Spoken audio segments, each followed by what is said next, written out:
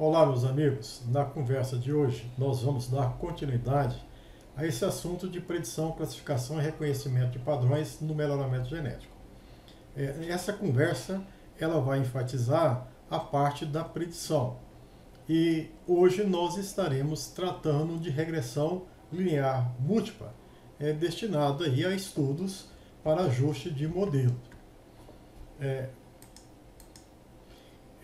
Nós vamos apresentar uma ilustração que a gente poderia colocar aqui como título, como sendo a predição de uma variável resposta y em função de várias variáveis explicativas. Então nós vamos imaginar, nos nossos exemplos, nas nossas aplicações, que existe uma variável resposta y e vai existir informações das variáveis x1, x2, x3, x4, x5, que seriam explicativas. Por exemplo, y, produção de grãos, e aqui nós temos um conjunto de informações de variáveis explicativas, como nitrogênio, fósforo, potássio, água, salinidade e tudo mais. Poderia ser um exemplo genético, como sendo y, a produção de grãos, em função de marcador 1, marcador genético 2, 3, 4, 1000, 10.000, 50.000. O nosso objetivo é apresentar um conjunto de técnicas que permite predizer y. E posteriormente nós vamos, de certa forma, estar comparando os resultados dessas diferentes técnicas e apontando as vantagens e alguns conceitos de cada uma das técnicas que nós pretendemos apresentar. Nós teríamos um conjunto de dados, que faz parte e foi mensurado em uma população constituída por 2.000 indivíduos. O número de características, então, teríamos a variável resposta e 5 outras informações representativas de variáveis independentes. E o nosso arquivo de dados ele foi particionado em 80% destinado a treinamento e os outros 20% destinado à validação. Nós pretendemos, durante todas essas nossas conversas, tratar de diferentes aspectos. Agora, nesse momento, nós vamos falar sobre correlações, rede de correlações e regressão. Regressão linear múltipla e regressão stepwise. Posteriormente, nós vamos apresentar as particularidades de algumas técnicas de inteligência computacional, algumas técnicas de aprendizado de máquina e uma técnica baseada em princípios adaptativos envolvendo aí splines. Pois bem, vamos começar então na regressão múltipla. Na regressão múltipla, nós imaginamos que temos aqui uma variável resposta y. Existem várias variáveis que poderiam explicar a variação y. Nós vamos imaginar que existe um conjunto grande, um conjunto de p mais k variáveis. x1, x2 até xp, xp mais 1, xp mais k. Vamos considerar que nós temos informações de apenas p, dessas p mais q variáveis. Então, nós podemos estabelecer nosso modelo, que yj é função de b0 mais b1x1 mais b2x2 mais bpxp. Então, está estabelecido aqui o meu modelo de regressão linear múltipla. Como a gente sabe que existem outras variáveis importantes, que a gente nem consegue quantificar, ou por uma razão qualquer não foi medida, nós vamos dizer que existe um termo adicional que explica y, que é o termo do erro aleatório. Para se fazer a análise, nós vamos pressupor alguma coisa em relação a esse termo aleatório, que é de esperança igual a zero, da esperança ao quadrado representar o sigma2, que é a própria variância do erro, e que eles são, que não exista covariância entre eles. A esperança entre E e J é igual a zero. Se a gente imaginar que esse é um modelo geral, mas que existe a disponibilidade de N informações, no nosso exemplo nós vamos ter 1.600 indivíduos no arquivo de treinamento e 400 indivíduos no arquivo de validação, então a gente pode expandir essas equações. Então nós teríamos a informação do y1, y2 até y1.600 para o arquivo de treinamento. E se a gente considerar que existe então um conjunto P de variáveis independentes, então as equações seriam, aqui a primeira equação, B0 mais B1x1, B2x2 até BPxP. No nosso exemplo, nós vamos ter 5 variáveis explicativas. Então, seria B5x5. E existe aqui o erro associado a essa observação Y1. E assim, nós teríamos, então, a explicação de cada uma dessas observações. Em que parte a gente vai atribuir ao modelo as variáveis explicativas e uma parte ao erro aleatório. Então, estaria estabelecido os modelos. Nós podemos representar esse conjunto de equações num sistema matricial do tipo y igual a x beta mais epsilon. Então, nesse caso, y passa a ser um vetor de observações. X é a matriz de incidência. E esse termo é a incidência do B0, a gente acompanha aqui. A incidência do B1, do parâmetro B1, do parâmetro B2, do parâmetro BP. Então, nós vamos colocar essas incidências, essas informações, dentro dessa matriz X. Então, essa matriz X vai ter N linhas, correspondente aos N indivíduos, e P mais uma coluna. P das minhas variáveis explicativas e uma do intercepto. E o vetor beta, que eu desejo conhecer, desejo estimar os valores para ter a minha equação de predição, ele tem a dimensão P mais 1 por 1. É um vetor de parâmetros que eu gostaria de estimar. E aqui o vetor de erro associado a cada uma dessas observações tem a mesma dimensão do vetor y. Nós temos várias maneiras que a gente pode usar para estimar o beta. Nós podemos estimar, por exemplo, pelo método mínus quadrado, pelo método máximo verossimilhança. Nós podemos até estimar os beta por métodos fundamentados em inteligência computacional, mas vamos ilustrar aqui o método máximo verossimilhança. O método máximo verossimilhança, ele requer inicialmente o conhecimento da distribuição dos erros. E nesse caso aqui, nós vamos imaginar que o erro tenha distribuição normal com a média μ e variância σ2. A média μ, nós já pressupomos que a esperança é igual a zero, uma média zero é uma variância σ2. Então, de uma maneira geral, a função densidade de probabilidade da normal de uma variável z, por exemplo, com média μ e variância σ2, ela teria essa estrutura. 1 sobre sigma raiz de 2π é elevada a menos meio do z, que é a variável, menos μ ao quadrado sobre σ2. Se a gente imaginar que então o z representa a nossa variável com as informações do erro, então nós vamos simplificar que a média vai ser igual a zero e a variância vai ser o próprio σ2. Então, para o erro 1, nós vamos descrever com essa densidade, para o erro 2, erro 3, até para o erro n. A função de verossimilhança é dado pelo produtório de 1 até n dessas densidades. Então, basta eu fazer o produto desse f de E1, de E2, de E3 até N. Então, eu vou ter esse produto. Esse produto, se for expandido, vou colocar dessa forma, ele vai ter essa estrutura. A gente colocaria nessa estrutura. A gente sabe, então, que ele se torna função desse epsilon, que representa a soma desses erros ao quadrado. Se a gente voltar aqui ao modelo, a gente vai verificar que a gente pode escrever sob a forma de y menos x beta', tudo transposto, que multiplica y menos x beta. Isso faz com que a gente tenha uma forma da função de verossimilhança dado por essa expressão.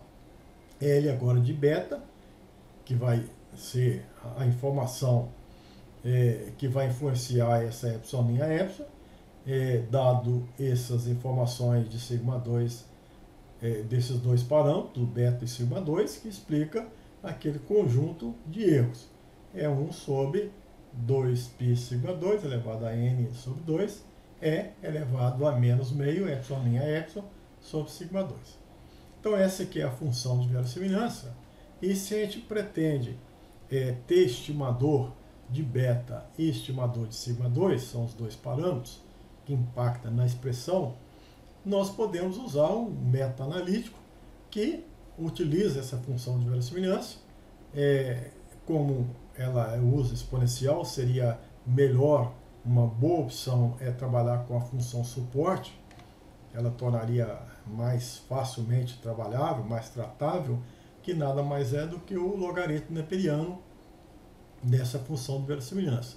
E posteriormente usar a função score, que é a função obtida pela derivada da função suporte em relação ao parâmetro que você deseja estimar. Então nós teríamos para o estimador de máxima verossimilhança de beta uma função suporte e uma função score. Se eu desejo o estimador de máxima verossimilhança de sigma 2, eu vou ter uma função suporte, né? A mesma função suporte, por exemplo, ou mais expressa aí, e posteriormente uma função score dado pela derivada em relação ao parâmetro, que nesse caso é sigma 2. Então a função suporte é o logaritmo neperiano, então basta aplicar o logaritmo neperiano nessa expressão, né, que ela vai ter essa forma, né?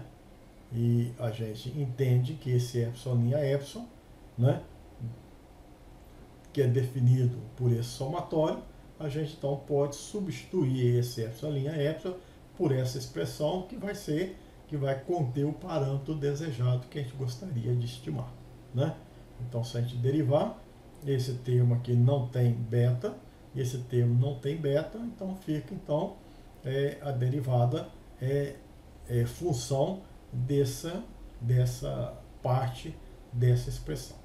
Então, se a gente igualar a um vetor nulo, por exemplo, o sistema de equações que permite estimar o vetor beta se torna x' x beta igual a x' y. Se o meu objetivo é estimar sigma 2, eu passo a ter a função suporte, né, da mesma forma que a gente definiu, e posteriormente a função score, que é a derivada em função de sigma 2.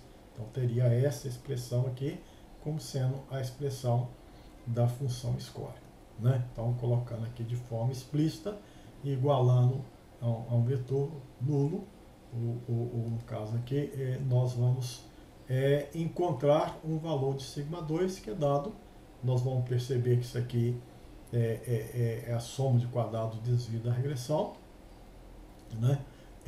Mas a gente vai verificar que esse estimador é um estimador viesado, tá certo? A esperança dele é diferente do parâmetro, em função de que ele está sendo dividido por n, e se a gente fizer uma pequena correção, dividir aqui pelos graus de liberdade associado ao desvio da regressão, a gente então corrige esse viés e tem um estimador não tendencioso, não viesado para sigma 2. Uma importante informação, principalmente para testes em estabelecimento, teste de hipótese relativa aos betas e o estabelecimento de intervalo de confiança, é a confecção de uma matriz de covariância desses betas. Então, nós temos que usar aqui a definição que envolve esperança matemática, e sabendo que o nosso estimador é x' x a menos 1 x' y, né, representando x' x por s. Se a gente deduzir essa expressão, a gente vai perceber que essa covariância dos betas é dada por a covariância estimada, é dada por S menos 1 vezes sigma 2. Sigma 2, então, representa aí o componente de variância associado aí, a variação associada ao erro, ao desvio da regressão. E esse S, a inversa desse S, é a inversa dessa x', x, né? A gente vai, daqui a pouco, explicitar essas matrizes de forma bem mais clara, para que vocês possam visualizar cada um desses elementos.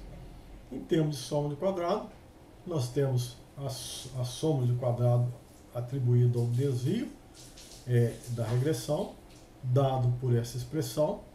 Se a gente expandir, a gente vai verificar que é y' menos beta' x' y. Então existe aqui um componente, se a gente subtrair da correção, que é a soma de quadrado total. E um outro componente atribuído à soma de quadrado da regressão. Então, a gente pode fazer uma análise de variância da regressão linear múltipla tendo um componente de variação de soma de quadrado atribuído ao total, um componente atribuído ao desvio, né? Ao desvio, que é y' y menos beta' x' y, e um componente devido à regressão.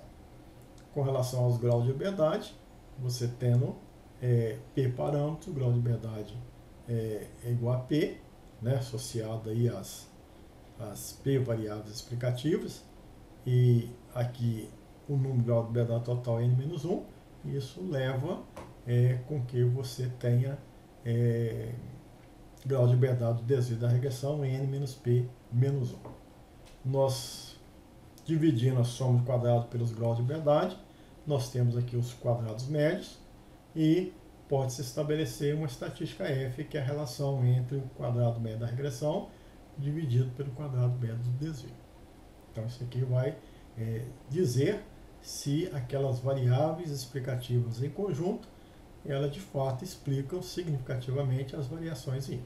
Então, se aquelas variáveis ajudam de fato a explicar a minha variável resposta. Nessa análise, nós podemos ter não só uma informação, digamos que qualitativa, sim, explica ou não explica bem, mas uma informação quantitativa, do quão bem, quanto seria essa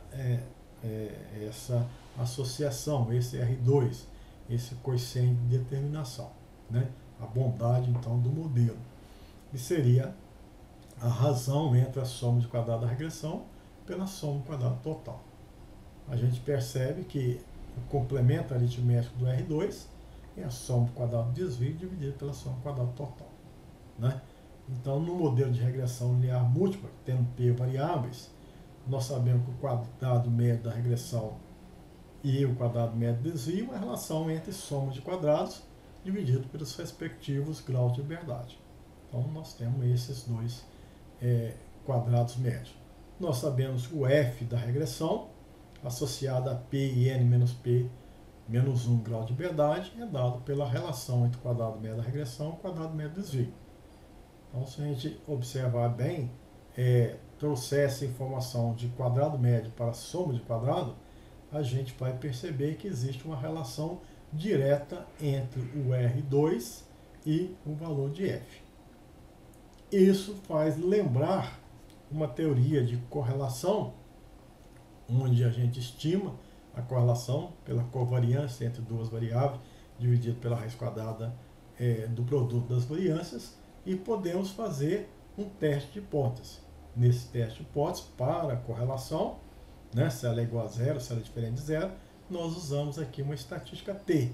Então, lembrando que a estatística T é dada por R, n-2, 1 menos R ao quadrado, né, que estando associado, se tem apenas uma variável explicativa, digamos, se fosse uma regressão, esse valor de T2 corresponderia ao valor de F, uma vez que estaria associado a um grau de liberdade.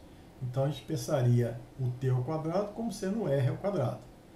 1 menos R ao quadrado. Então, seria esse R ao quadrado, 1 menos R ao quadrado, que multiplica N menos 2 sobre 1. Esse N menos 2 nada mais é do que N menos P menos 1, pensando que existiria apenas Y função de X, uma regressão linear simples. Então, seria N menos 2 dividido por P igual a 1. Então, existe uma analogia muito grande entre um R2 de uma regressão linear múltipla com um R2 ou do quadrado da correlação entre duas variáveis. Existe aqui uma relação que difere apenas dos graus de liberdade da estatística T e da estatística F, que testa então a significância da regressão e, consequentemente, do próprio R2, do próprio coeficiente de determinação.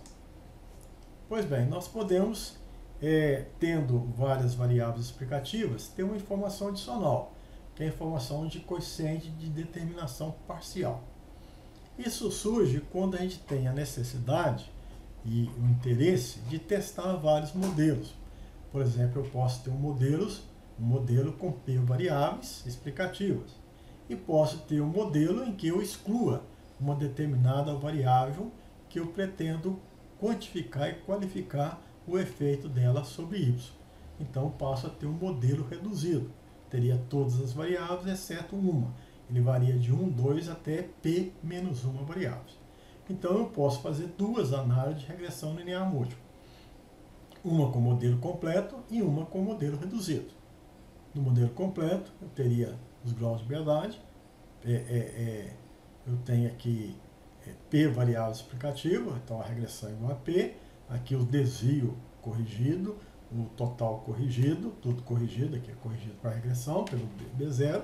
Então por isso que eu passo a ter N-1 e N-P-1 grau de liberdade para o desvio. Aqui nós temos as somas de quadrados, né, atribuída à regressão, desvio total.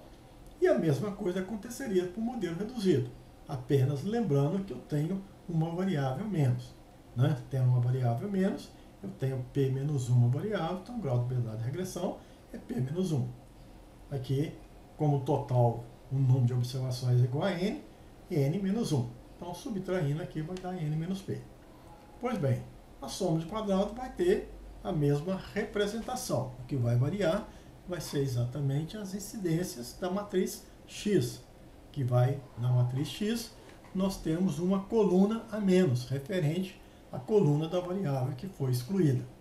Então, nós vamos representar aqui por beta' x' y, R. Aqui é R de modelo reduzido. A correção é a mesma, porque a correção depende da soma de todos os termos, dos y. Nada aconteceu com y. Nós estamos apenas removendo a variável x. Então, essa correção aqui é a mesma, mas esses termos que dependem de x, eles vão ser alterados. Então, nós temos beta' x' y corrigido, beta' x' completo, beta' x' y reduzido. Aqui, o y, a soma do quadrado total, passa a ser a mesma coisa. Se eu quero avaliar a contribuição daquela variável que eu excluí, então basta eu fazer uma subtração dessa soma de quadrado total menos essa soma de quadrado da regressão com todas as variáveis menos a soma de quadrado da regressão em que eu excluí aquela variável. Então eu tenho aqui esse 1 grau de liberdade, né, que resulta dessa soma de quadrado que vai traduzir aqui a contribuição da variável removida. Aqui o desvio é como se fosse aqui uma decomposição dessas informações da regressão. Atribuída a variável 1, atribuída a variável 2, atribuída a variável 3. Então, mas o desvio da regressão é esse dessa análise original, desse modelo completo. Então, N menos P menos 1. Então, nós teríamos aqui um quadrado médio, que é exatamente a soma do quadrado dividido pelo grau de liberdade. E passamos a ter um F. Esse F vamos denominar de F parcial, tá certo? Que é o quadrado médio dividido pelo quadrado médio do desvio da regressão desse modelo completo. Então, nós podemos testar a contribuição, a importância da variável xk nesse modelo, por esse F parcial. Então, nós podemos também ver a bondade do modelo R2 parcial. E nesse R2 parcial, eu preciso ter uma informação adicional que vem dessa análise de modelo reduzido, que não é explicitado neste modelo final. Tá certo? Então, se eu pegar aqui o quadrado médio da regressão dividido pelo quadrado médio do desvio, eu tenho um F parcial. Mas como é que eu consigo o R2 parcial? Então, eu tenho a soma de quadrado atribuída a essa fonte de variação. Eu vou dividir, se eu fizer essa analogia ao R2 do modelo completo, o original, seria a soma do quadrado da regressão dividido pela soma do quadrado total. No caso do R2 parcial, essa soma de quadrado da regressão dividido por uma soma de quadrado do desvio.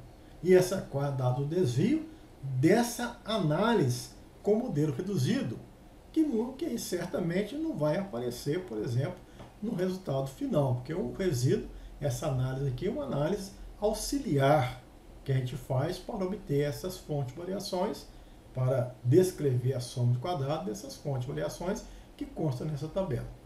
Então, nós vamos definir o que seria um R2 parcial. Eu tenho a soma de quadrado da regressão da variável, né? Está explicitado aqui no modelo. E devo levar em consideração a soma do quadrado do desvio sem aquela variável, né? Então, essa soma de quadrado do desvio aqui é y' menos beta' x' y do modelo reduzido, associado a n menos p, grau de liberdade. Então, se eu pegar essa soma de quadrado da regressão dividido pela essa soma de quadrado do desvio sem essa variável, eu tenho um R2 parcial. Qual a razão? Por que se faz? Por que o R2 do modelo é definido por uma forma e o R2 parcial é dado por outra forma? O F do modelo da regressão é o quadrado médio da regressão dividido pelo quadrado médio do desvio. O F parcial é o quadrado médio da regressão da variável dividido pelo quadrado médio do desvio. Por que nós mudamos, então? Não existe essa analogia. Nós mudamos o denominador. Para fazer sentido, se eu fizer dessa forma, o que acontece? Se essa forma for utilizada, a gente percebe que 1 menos R2 parcial, se a gente subtrair aqui, ele vai dar, né, se a gente pegar todos esses componentes, ele vai dar a soma quadrada do desvio do modelo completo sobre a soma quadrada do desvio do modelo reduzido. E essa razão entre R2, 1 menos R2, vai dar a soma de quadrado da regressão dividido pela soma quadrada do desvio. Veja que essa razão ela é função direta do F parcial. Então, o F parcial é o quadrado médio da regressão dividido pelo quadrado médio do desvio. A única diferença é que nós temos soma de quadrado da regressão e soma de quadrado do desvio. Então, se a gente levar em consideração os graus de liberdade, isso aqui é função do F parcial. E é interessante, então, eu posso expandir essa expressão, que o F parcial é dado pelo quadrado médio da regressão, só que aqui é a soma quadrada da regressão, tendo em vista que o grau de liberdade é igual a 1, porque está associado a uma única variável. E a soma do quadrado do desvio do modelo completo, dado pelos o quadrado médio do desvio, que é a soma quadrada do desvio dividido pelo grau de liberdade. Então, esse aqui seria o nosso F parcial, o F que testa a significância associado a xk. E a gente percebe, então, se aquele R2 for definido da forma que nós apresentamos, vai existir uma relação entre o F e o R2 parcial. Se o R2 for definido daquela forma, essa relação está garantida. Então, veja que tem a mesma estrutura, análogo a um teste de correlação linear simples, né? Exceto, né, a gente verifica que levando em consideração aos graus de liberdade apropriados. Então, veja que a gente mantém a distribuição e o valor significativo do F parcial implica na rejeição da hipótese do coeficiente de determinação parcial, desde que o F parcial seja o quadrado médio da regressão daquela variável dividido pelo quadrado médio do desvio, desde que o nosso R2 parcial seja a soma de quadrado da regressão dividido pela soma de quadrado do desvio do modelo reduzido, sem a presença da variável.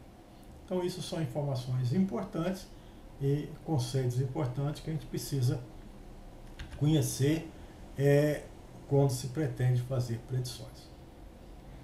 Nós apresentamos de uma maneira bem genérica, mas vamos agora tratar um modelo bem simples, um modelo em que só existe duas variáveis explicativas. Então, seria constituído por y, que é a variável resposta, o b0, que é o intercepto, mais o b1, existe o coeficiente de regressão 1.2, que nós vamos chamar de coeficiente de regressão parcial, né?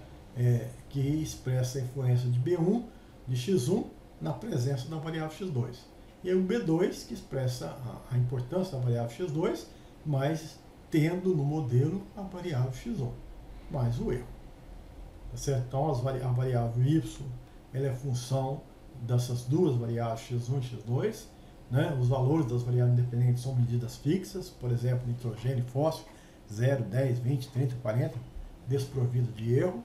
Aqui os erros, nós temos as nossas pressuposições, ele tem uma esperança igual a zero, são não correlacionados, a covariância nula, tá certo? Vamos imaginar que eles são homocedásticos, a esperança deles tem tudo ao quadrado, esperança ao quadrado aqui, tudo representado por σ2, homogêneo, e os erros, vamos imaginar que tem distribuição normal. Então, dentro dessas considerações, o nosso modelo x', x-beta, que permite estimar, beta vai ter essa matriz x explicitada dessa forma. Aqui o vetor y, de forma então que eu possa ter, por essa operação, obter o estimador do beta, né? Então aqui nós temos o beta 1, é estimado dessa forma, o beta 2 é estimado dessa forma. Veja que o beta 1 ele tem um valor diferente numa regressão da presença de x1 e x2 do que o valor dele sozinho, como se fosse y função de x1. Tá certo? Só seria igual se a covariância entre x2 e x1 fosse igual a zero. Se a covariância entre x2 e x1 for igual a zero, esse termo desaparece, esse termo desaparece, nós podemos simplificar a variância de x2 e aí sim eu passo a ter a covariância de x1 e y dividido pela variância de x1, que é o B1 da regressão linear simples entre y e x1. Então B1 é igual a B1 de uma regressão de y em função de x1 é igual ao B1 de y em função de x1 na presença de x2? Não, porque existe uma covariância entre x1 e x2. Se não existir, sim, são iguais. A mesma coisa, nós temos aqui o B2, dado por essa expressão, basta eu inverter essa matriz, multiplicar pelo esse vetor, que eu vou encontrar essa expressão. Então existe um B2 na presença de x1. Ele é igual a um B2 do modelo y em função de x2? Não. Sim, se essa covariância x2 e x1 fosse igual a zero. Esse termo a gente anularia, esse termo também seria igual a zero, cortaria x1 com x1, variância, o numerador, que com o denominador, ficaria covariância x2y sobre variância de x2. Então, neste caso específico, aí sim o B2 na presença de x1 seria o próprio coeficiente de regressão de y em função de x2, né? Se essas covariâncias fossem nulas. Se não for, a gente tem que levar em consideração que existe aqui uma covariância no numerador, que nós vamos chamar de covariância condicional, e uma variância no denominador, que é uma variância condicional. Ela vai ser igual à covariância simples, se essas covariâncias for igual a zero, né?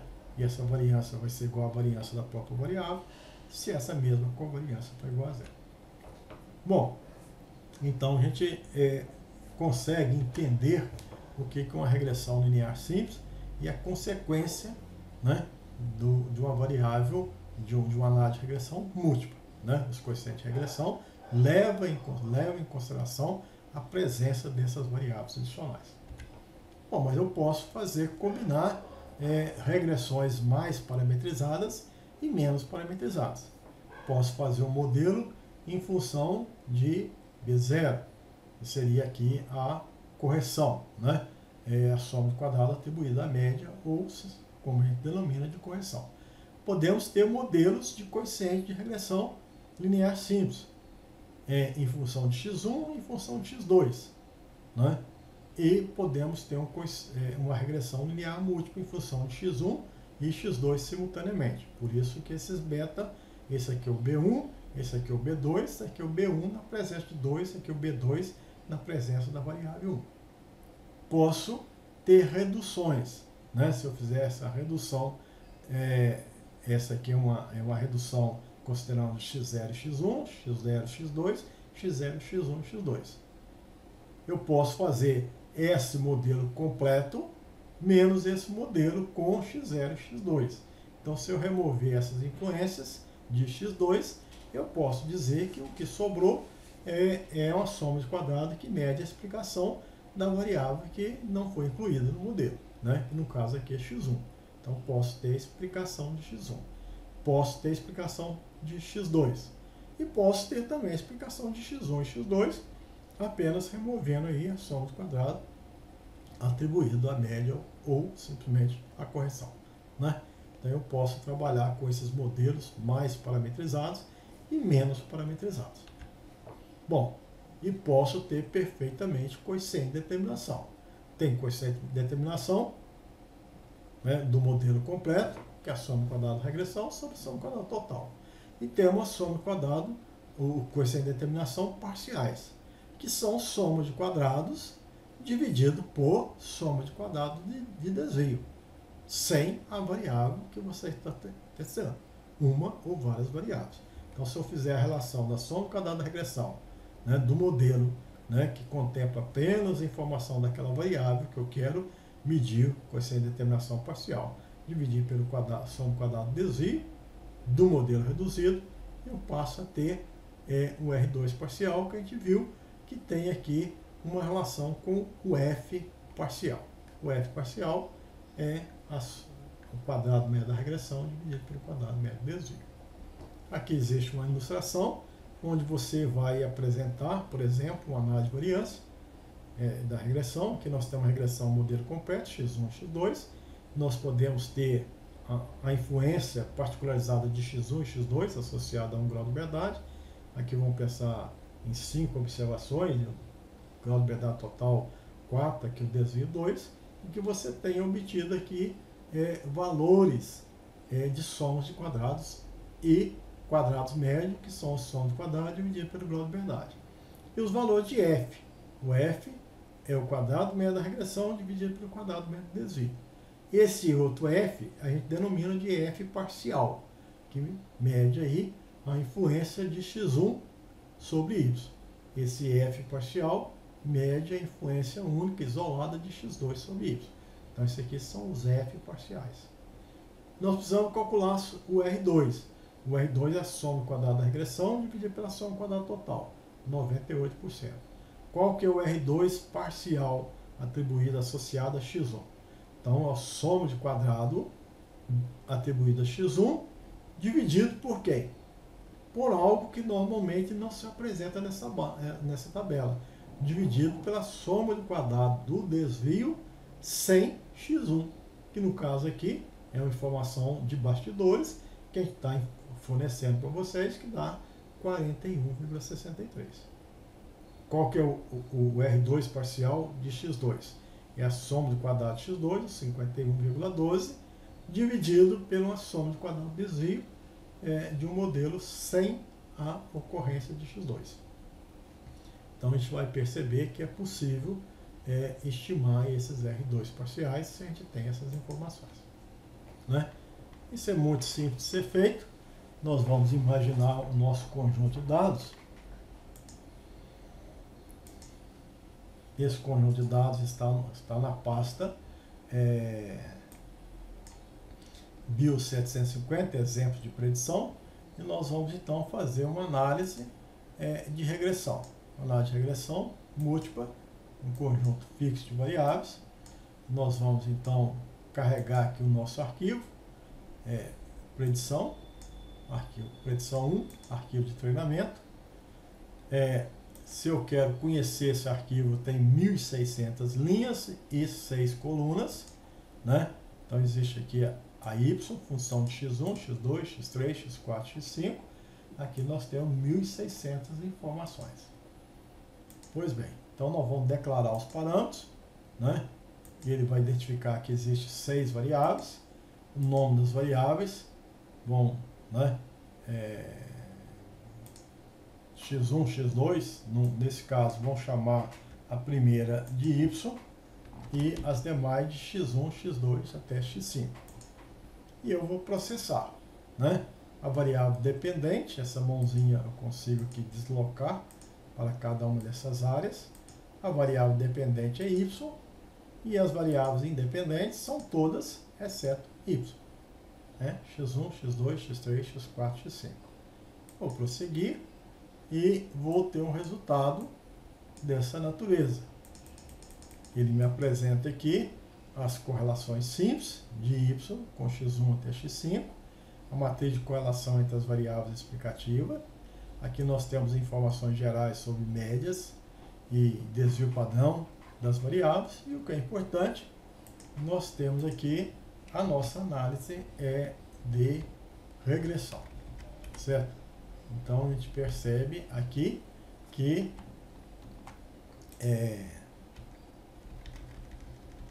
os valores de regressão com grau de verdade, P, né, que são 5 variáveis explicativas, N-1, que seria o grau de verdade associado ao total, dado que eu tenho 1.600 observações, então aqui 1.599.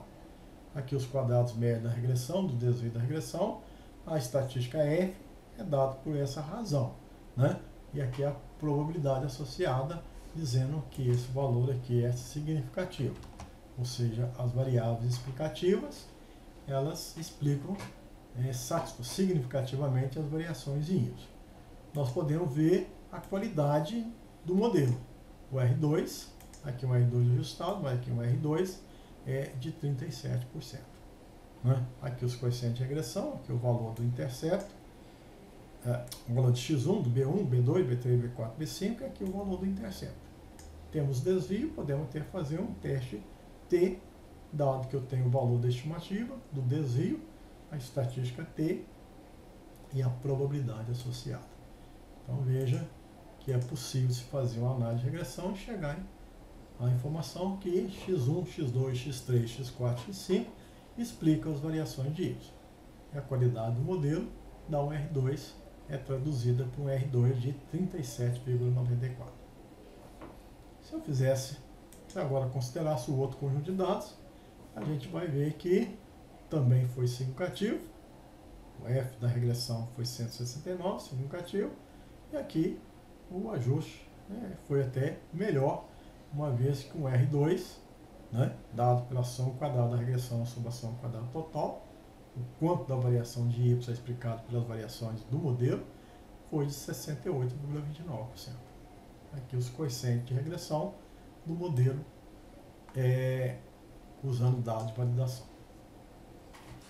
Existe um tipo de regressão, um algoritmo de regressão linear múltipla, que é a regressão do tipo stepwise. Bastante interessante, principalmente quando você tem um número muito grande de variáveis independentes, ou um número muito grande de entradas para explicar a variável resposta a Y.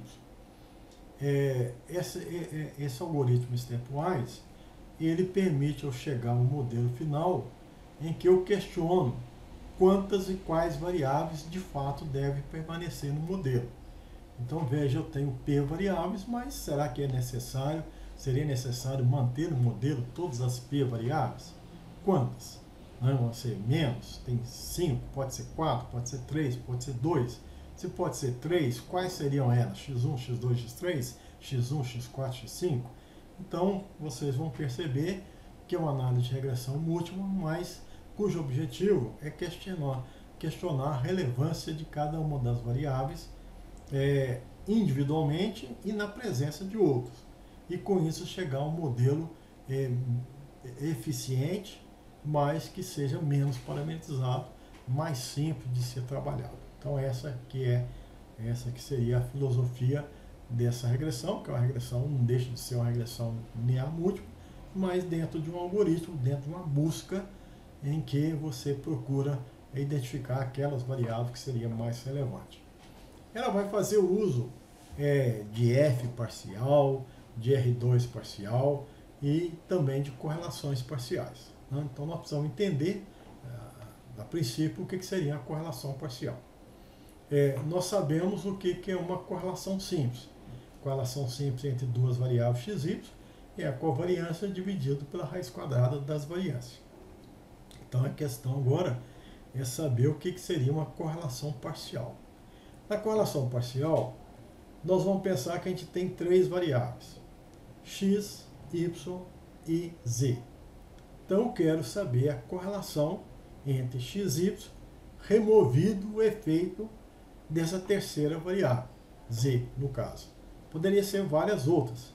Z pode representar uma única variável, pode representar um conjunto de outras variáveis.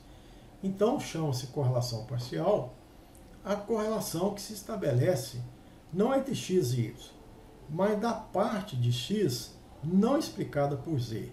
da parte de y não explicada por z.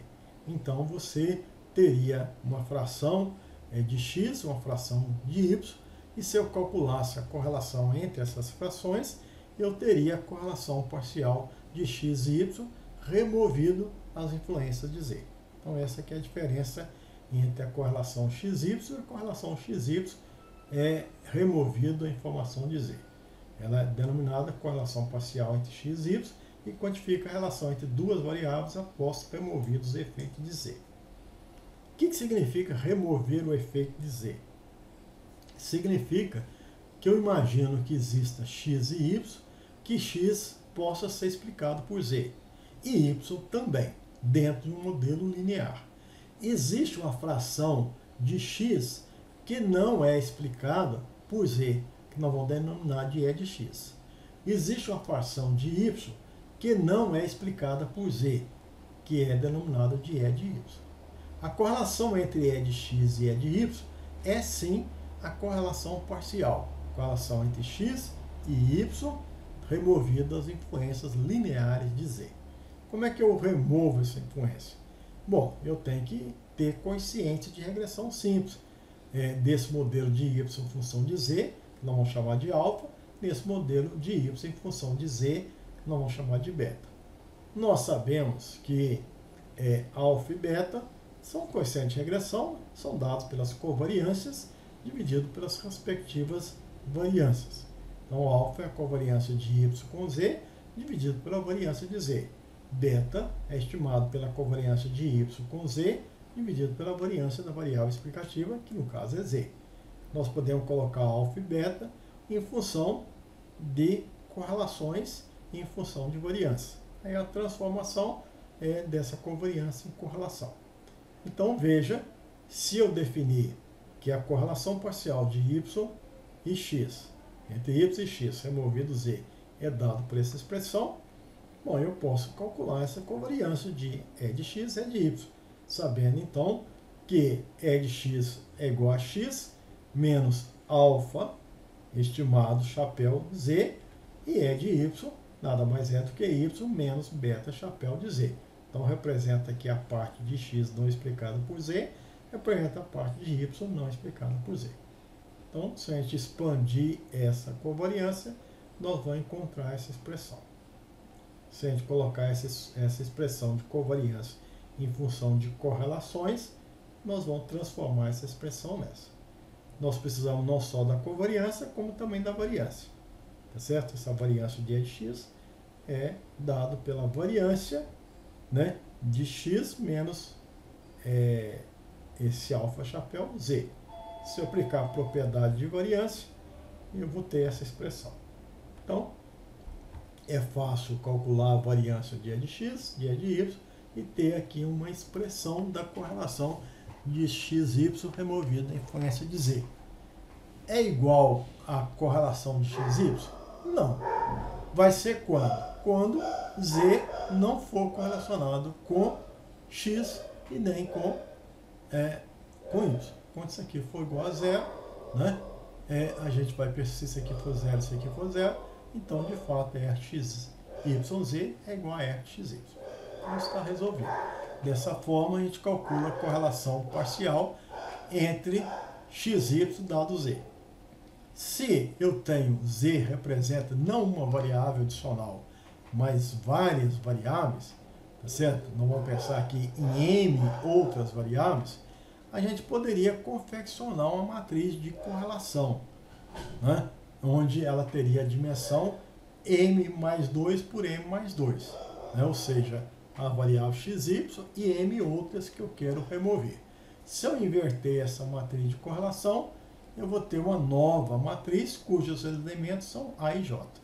Então, a correlação parcial entre i e j, removido m outras, é dado por uma razão entre os elementos dessa inversa dessa matriz de correlação. É dado pelo negativo de a e j, dividido pela raiz quadrada de a e i a jj. Né? A estatística t, para testar uma correlação parcial, é dada por essa expressão, análogo àquilo que nós já vimos, só respeitando aqui os graus de liberdade que estaria envolvido pelo conjunto de variáveis considerado. Bom, essa é uma teoria importante para a gente ter um entendimento do que seria uma regressão stepwise.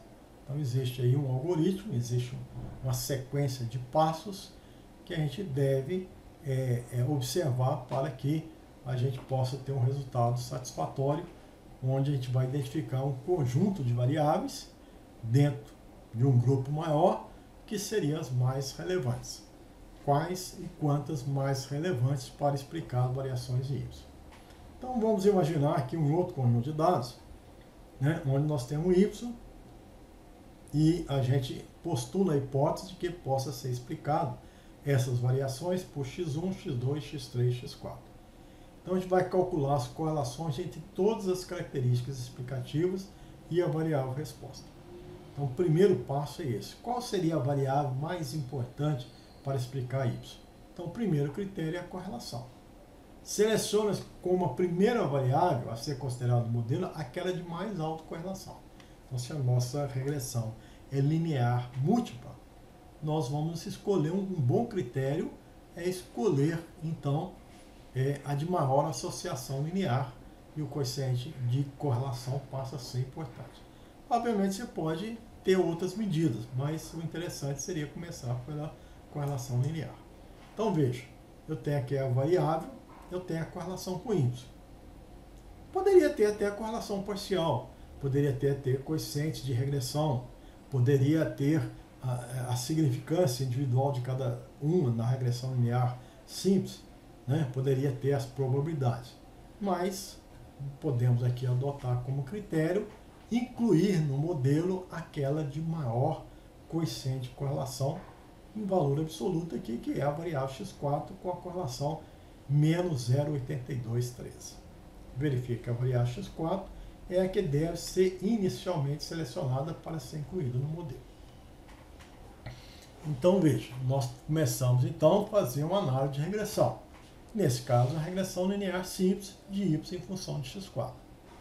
Então nós vamos ter, aqui nós tínhamos 13 observações, grau de liberdade 12, regressão, grau de liberdade 1, pela presença de x4, desvio 11, temos aqui as somas de quadrado, divide pelo grau de liberdade, temos os quadrados médios, a relação do quadrado médio da regressão sobre o desvio dá o valor do f da regressão, e se eu tenho aqui um teste, né, um valor de significância 0,00, considerando aqui uma probabilidade do que é um nível de significância, como sendo, por exemplo, 1%, 5%, nesse caso aqui, como a variável está entrando no modelo, vou imaginar que eu adotei uma probabilidade de 10%.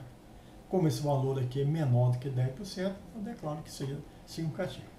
Esse 10%, vão existir duas probabilidades, uma probabilidade de entrada e posteriormente nós vamos ver uma probabilidade de saída da variável, que normalmente o pesquisador, o usuário, ele interfere, ele estabelece o valor que gostaria para um modelo mais ou menos parametrizado. A qualidade do modelo nós podemos medir pelo R2, que nesse caso 67,45, que é a relação soma quadrada de regressão sobre soma quadrada total. Como nós vamos trabalhar com modelos com diferentes parâmetros, número de parâmetros, nós podemos usar uma medida do AIC, dado por essa expressão, que poderia ser mais apropriada para comparar esse modelo. Nesse caso, o AIC deu 58,85. Pois bem, posteriormente, nós precisamos, então, uma vez que está no modelo a variável x4, nós devemos questionar a entrada de outras variáveis, né? Veja, aqui nessa tabela diz que x4 é mais correlacionado. Posteriormente é x2, depois x1 e por fim x3, se a gente considerar como critério a correlação simples.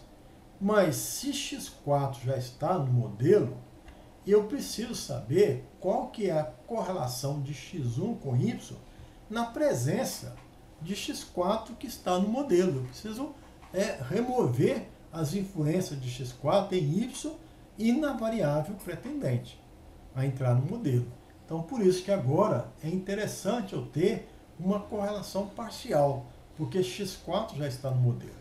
Então, veja, eu tenho as associações, os pretendentes a entrar no modelo, x1, x2 e x3. No modelo já está x4, e agora eu tenho as correlações parciais. Então, na presença de x4, a variável x1 é mais importante. Tá certo? Aqui era a correlação de x2 com y sem a presença de x4. Aqui, se x2 e x4 são variáveis iguais, não tem sentido x4 entrar no modelo e depois colocar x2. Seria a mesma coisa. Nós queremos variáveis que acrescentem na informação. Variáveis redundantes deixam de ser importante. Por isso que, na presença de x4, x2 caiu e muito de importância, certamente porque eram variáveis redundantes, então eu preciso eleger uma outra variável, que no caso é x1. Então, x1 é a de maior correlação parcial. Parcial porque é a correlação de x1 com y, removidos os efeitos x4. Então, veja, ela vai então entrar no modelo. O meu modelo vai ter x1 e x4, tá certo? x4 já estava e x1 pretende entrar.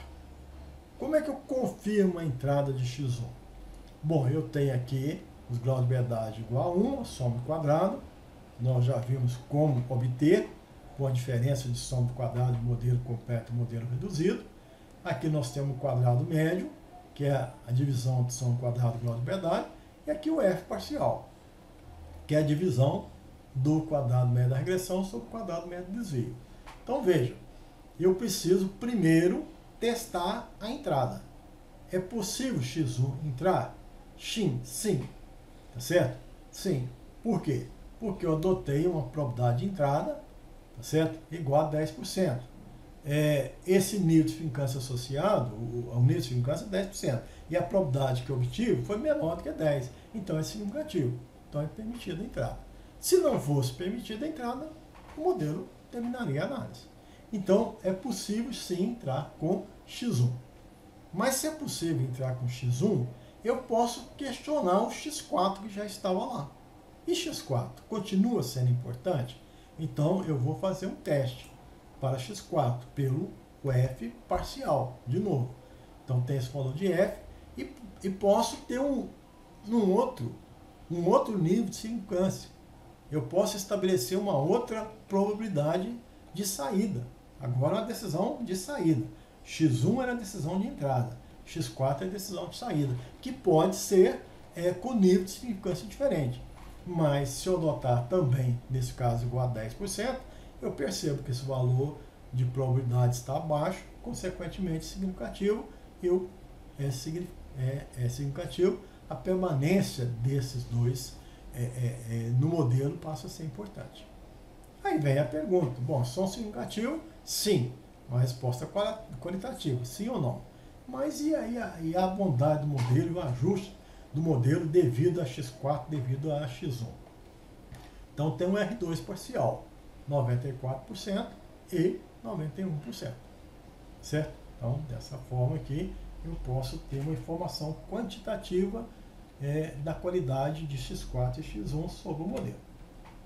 Então, certamente que eu preciso de bastidores. Eu preciso de fazer uma análise só com x4, uma análise só com x1, uma análise com x1 e x4, eu preciso fazer as reduções, eu preciso ter os f parciais, eu preciso ter os r2 parciais. Existe aqui todos os bastidores que permitem, resumidamente, ter esse resultado, né? Mas a gente sabe que esse R2 parcial depende de uma informação que não está aqui nessa tabela, que é exatamente a soma de quadrado do desvio da regressão sem a presença daquelas variáveis. Esse valor 883 vai ser utilizado, esse valor 1265 vai ser utilizado, né? Mas faz parte aí de bastidores. Bom, então o meu modelo, nesse ponto, a gente chegou à conclusão que x1 e x4 explicam satisfatoriamente as variações de y. Nós temos agora duas variáveis pretendentes, x2 e x3. Então, vou calcular a correlação parcial de x2 e x3 com y na presença lá no modelo de x1 e x4. Então, veja aqui, eu vou remover efeito agora de duas variáveis, não tem problema nenhum. Então, eu removo e constato que x2 é a mais importante. A pretendente que seria mais importante a incluir no modelo. Então, agora meu modelo passa a ter x4, x2, x4, x1 e x2. Obtenho, então, faço todos aqueles meus bastidores, as informações auxiliares e venho para essa tabela.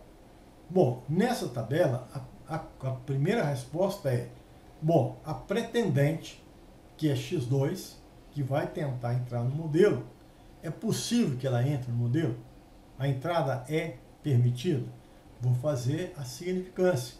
Tem que ter o f parcial, que é o quadrado médio da regressão dividido pelo quadrado médio do desvio.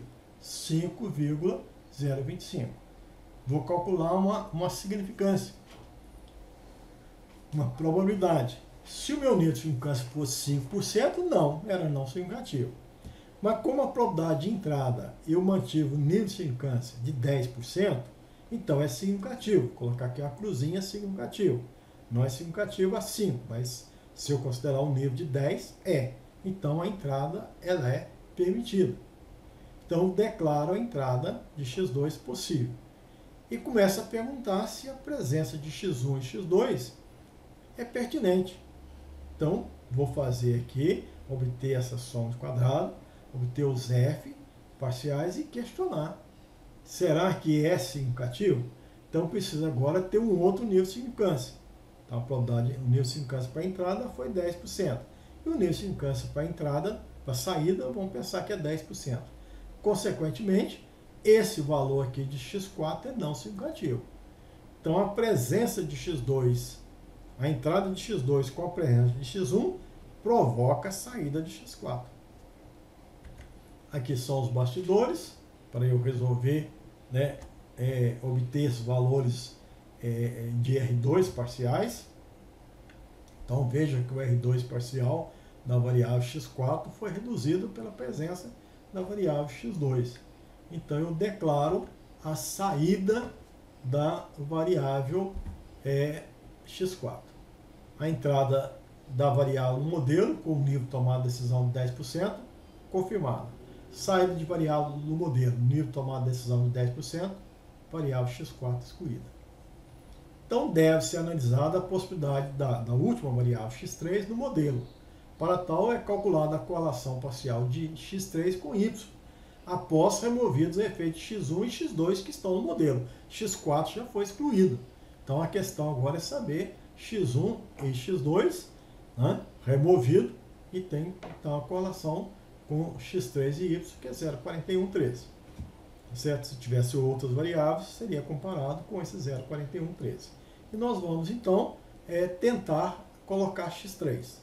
Aí eu obtenho aqui o grau de verdade associada, a soma quadrada, o quadrado médio, e veja aqui um f, 1,83. A significância é de 0,20.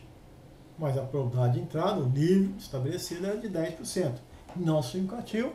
Conclusão, x3 não deve ser incluído no modelo.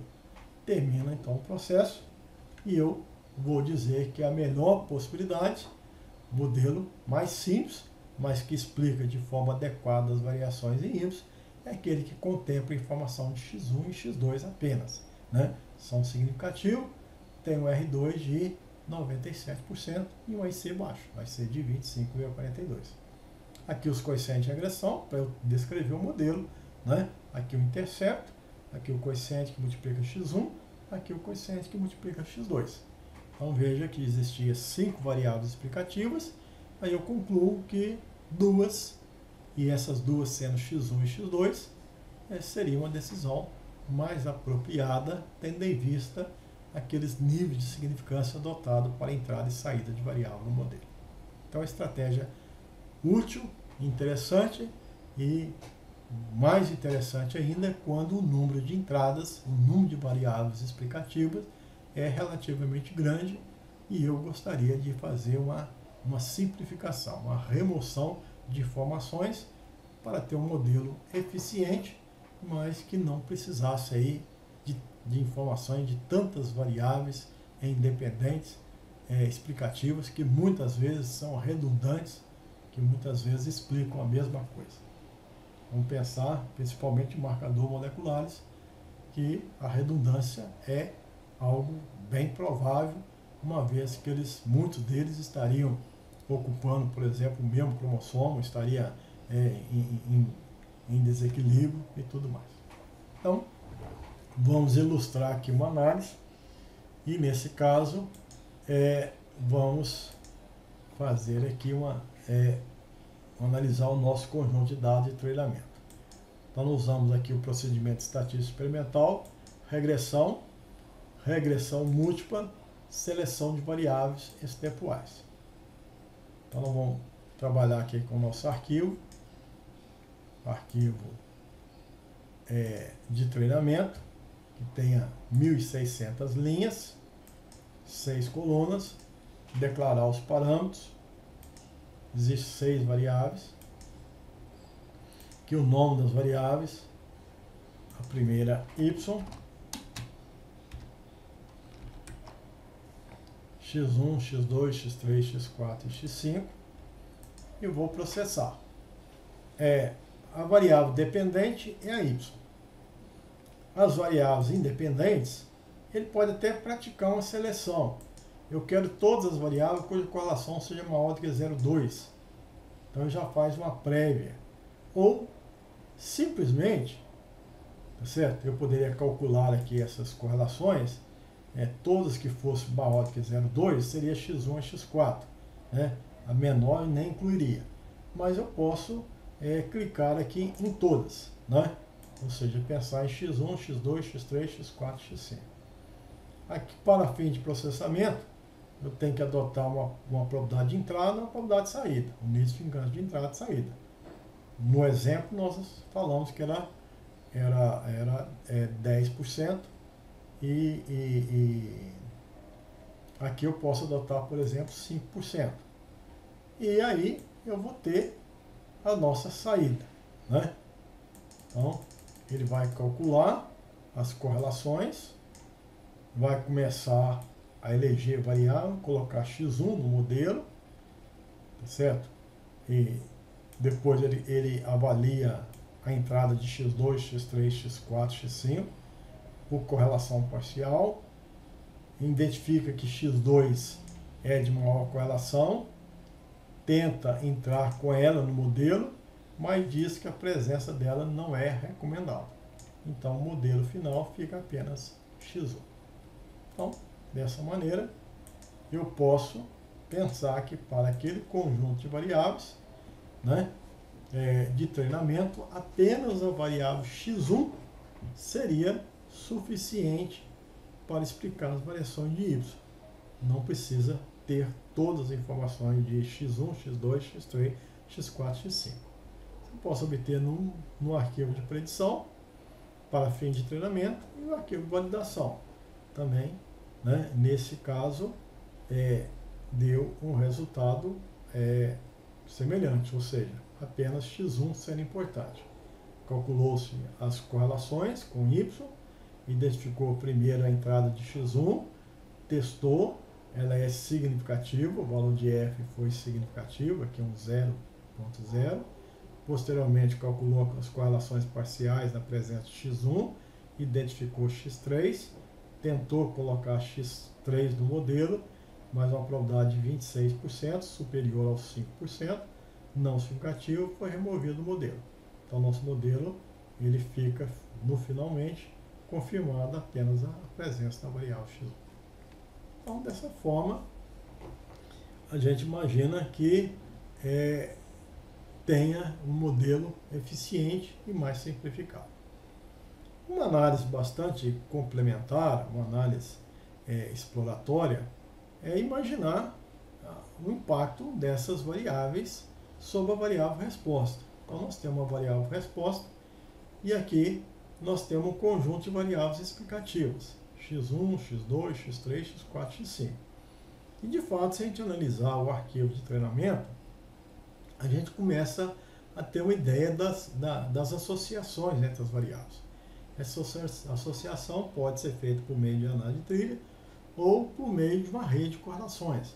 Basta eu obter uma matriz de correlação e projetá-la, fazer uma rede. E nessa rede, de fato, eu identifico que a variável mais correlacionada, essa espessura dessa ligação, me dá a estimativa da correlação, que é o caso aqui é das mais altas, 0,61. Entre x1 e x4 também foi, né, interessante. Aqui y, x1, x2, x3, x4. Aqui x1 e x4, 0,42. Então a gente já começa a entender por que x1 tem merecido destaque, porque de fato é a mais correlacionada com y. Se eu desejo obter essa rede de correlações, uma rede de correlações requer, a princípio, uma matriz de correlação. Então eu venho aqui, obtenho as correlações simples, aqui no meu arquivo de treinamento, depois eu vou fazer isso no arquivo de validação. Tem 6 variáveis, valor perdido menos 999, por exemplo. Dou o nome, aqui eu tenho um arquivo de dados de entrada, vou dar um nome para o arquivo de correlações. Aqui a entrada 6 colunas, referente a y, x1, x2 até x5, 1.600 linhas. E aqui o nome que vai sair a minha matriz de correlação. Vou calcular então as correlações de Pearson. Vão me fornecer todas essas estimativas de correlação. E, posteriormente, uma tabela, um gráfico, onde eu tenho aqui valores dessas correlações obtidas. Uma rede de correlação pode ser estabelecida a partir dessa matriz, que eles sabem que são 6 variáveis. Aí tem alguma caracterização que vocês poderão aprender pelo pacote do R, que faz essa rede, e a gente então processa de forma a ter um resultado gráfico, que é o resultado da minha rede de correlações, né? Então nós temos aqui saiu de forma não adequada, porque o nome, vamos colocar y, x1, x2, x3, x5, aqui o nome das variáveis, y até x5.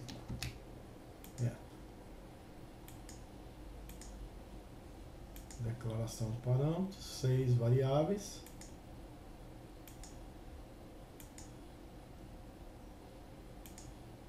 Isso.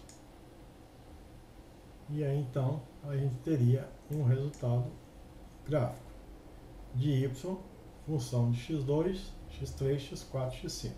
Então a gente verifica que vai depender aí da denominação, aqui essa variável, né?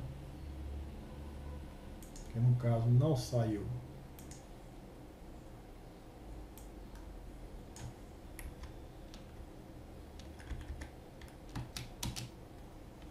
Y, x1, x2. Bom, aí a questão do nome das variáveis, eu passo a ter um resultado como esse.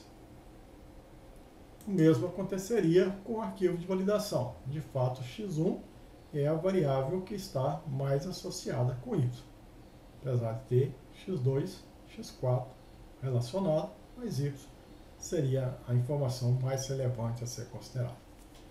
Pois bem, gente, então a gente gostaria de concluir apresentando para vocês esse resultado. Nós temos 2 conjuntos de dados, né? Um conjunto de treinamento e um conjunto de validação. Um R2 que nós fizemos para o conjunto de treinamento deu 37,94, tá certo? E para o conjunto de validação deu 68,29% de R2. Na verdade são 2 conjuntos separados, não são 2 testes. Essa análise aqui sim, essa regressão múltipla, sim. E eu fiz uma regressão apenas no conjunto de dados de treinamento, e o modelo de treinamento foi usado nos dados de validação. Então deu um R2 de 67,93.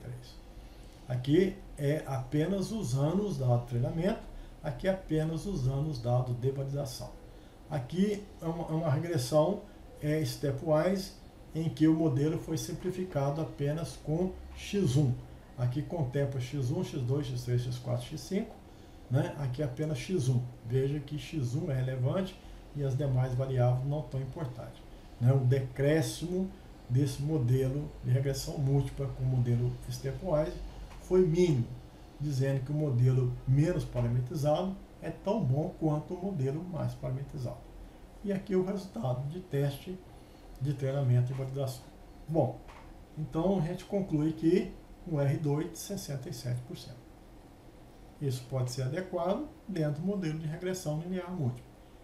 Fica a dúvida, para esse mesmo conjunto de dados, vão existir outras técnicas que possibilitam ter um ajuste de melhor qualidade? Será que o uso de uma rede neural ou de um aprendizado de máquina ou de spline seria mais apropriado? Bom, a resposta dessas indagações a gente vai apresentar para vocês em conversas futuras. Por hora, muito obrigado a todos pela atenção e a gente espera em um futuro próximo estar conversando, dando continuidade a esse assunto, usando novas técnicas que certamente vão ser úteis e o aprendizado necessário.